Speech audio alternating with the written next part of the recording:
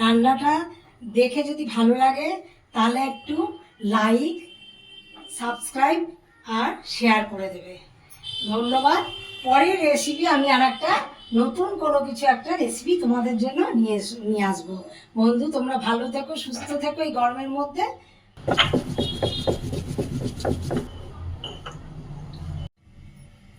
প্রথমে আমি কড়াতে দিচ্ছি সর্ষের তেল। সর্ষের তেলটা আমি ওই 4 চামচের মতন দিয়েছি। এবারে আমি দিচ্ছি তেজপাতা ফোড়ন, তারপর আমি দিচ্ছি তোমার 5 ফোড়ন আর সর্ষে। এর মধ্যে আমি দিচ্ছি একটু ছোট করে কাটা করলা। করলাটাকে আমি আগে একটু ভালো করে ভেজে নেব। তার মধ্যে আমি একটুখানি নুন দিয়ে দিচ্ছি।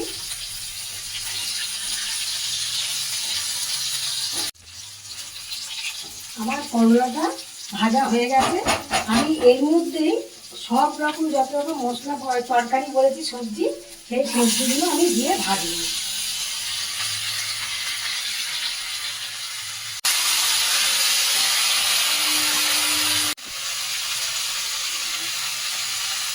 আমি নুনটাকে দিয়ে দিচ্ছি। নুনটা কী হবে, তাড়াতাড়ি দিলে একটু ভাজাটা তাড়াতাড়ি আমার হয়ে যাবে।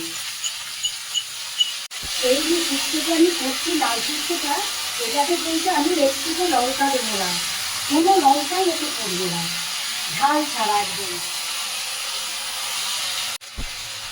এবার আমি দিচ্ছি হলুদ। আমার 1 চামচের মতন আমি হলুদ দিয়ে দিলাম। এবার আমি দিচ্ছি আদা বাটা। আদা বাটা দিচ্ছি আমি 2 চামচ, ছোট চামচে 2 চামচ দিচ্ছি।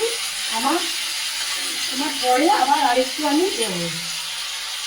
আমি এবার একটুখানি জল দিচ্ছি, কেন ভাজা হচ্ছে তো অনেক কিছু নিচ থেকে লেগে আসতে বলে একটু জল দিয়ে দিলাম।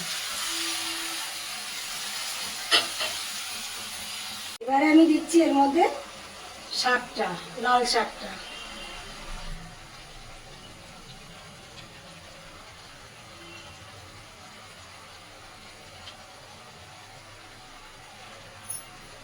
আমার শাকটার পরিমাণ হলো 1 আঁটি। আপনারা জানেন 1 আঁটি কাকে বলে, সেইটাই আমি ওই 1 আঁটি নিয়েছি, 1 আঁটি দিয়েই করছি। এবারে আমি দিচ্ছি পরিমাণ মতন চিনি।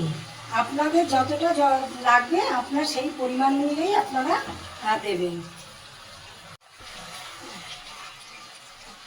আমার এই তরকারিটা একটু সেদ্ধ হোক, হ্যাঁ, আমি তার জন্য চাপা দিয়ে দিলাম আর স্টিমটা আমি একটু কমিয়ে দিলাম। এটাকে তুলে দিচ্ছি। আমার অনেকটা কাশ্মীর চাপাটা হয়ে গেছে।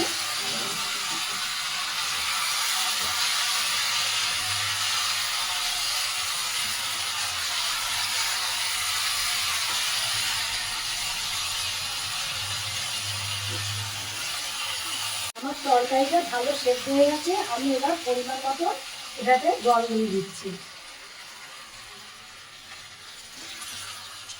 আমি জলটা পরিমাণ মতো দিয়ে দিয়েছি, তাকে ফুটতে দিচ্ছি। আমি একটু চাপা দিয়ে দিলাম। স্টিমটা মিডিয়াম স্টিমে আমি রেখেছি, যাতে একটু তাড়াতাড়ি ফুটে যায়।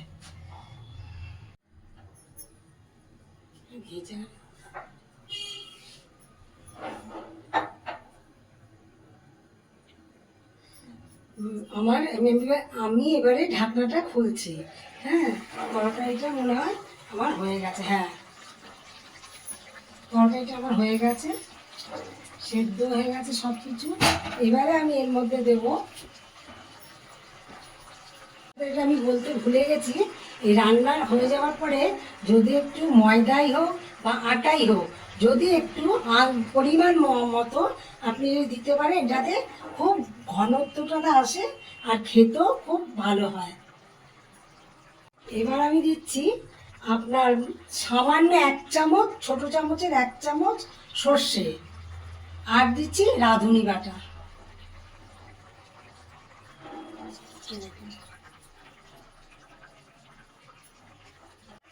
এবার আমি শুক্তোর মধ্যে দিচ্ছি আপনার 1 চামচ পরিমাণ মতো ঘি।